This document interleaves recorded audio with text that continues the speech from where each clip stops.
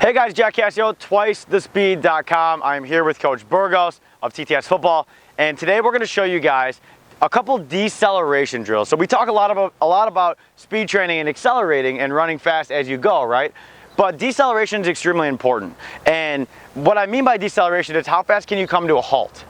Now, if you play basketball, you play football, you need to be a lot of times you're coming to a halt. Like if you're crossing a guy over, you're stopping, you're changing directions. If you're running the football and you're a running back or wide receiver in the open field, you're stopping, you're changing directions. That's deceleration. So that is how fast you can stop on a dime, change direction. So this is a great drill, or a couple drills to help that. You're seeing line up cones. Right now we have them about 5 yards apart, maybe 6 yards apart. You guys can do this between 5 and 15 yards per cone. We're just showing you in a condensed space so we don't have to take up the whole field. So just keep in mind, if you want to do it 10 yards or 15 yards, go for it. But we're going to show you at about 5 or 6. So he's going to start, he's going to sprint, and then he's going to lunge and hold a lunge with his left leg on the first cone, his right leg on the second cone, and then his left leg on the final cone. So we'll walk through it, 50%, boom, and then hold, 1, 2, 3, and then go. Hold, 1, 2, 3, opposite leg, hold, 1, 2, 3, opposite leg, boom, and then he sprints out. And then he would do the same thing going back this way. Now, what this is going to train your body to do, it's going to train your body to be able to be at full speed and then stop. And that's why I say if you want to go 10 to 15 yards, maybe even 20. If you have a lot of space, you can do it 20. And then it's going to teach you to be at that top speed, and then you're going to, boom, try to stop, right?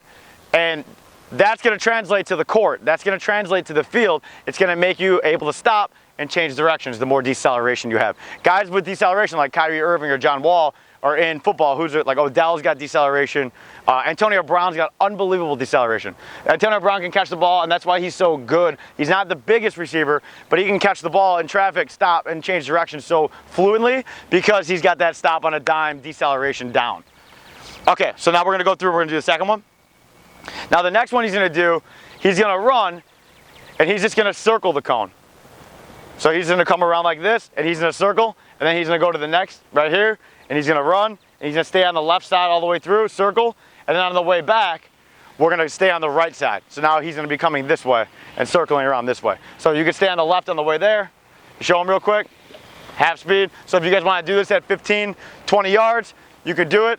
Or if you don't have enough space, it works perfect at this distance too. Starting, stopping, being quick.